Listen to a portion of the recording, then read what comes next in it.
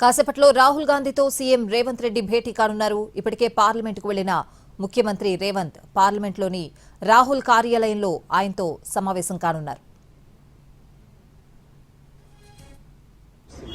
మీరే మొత్తం global summit మొత్తం డిస్కషన్.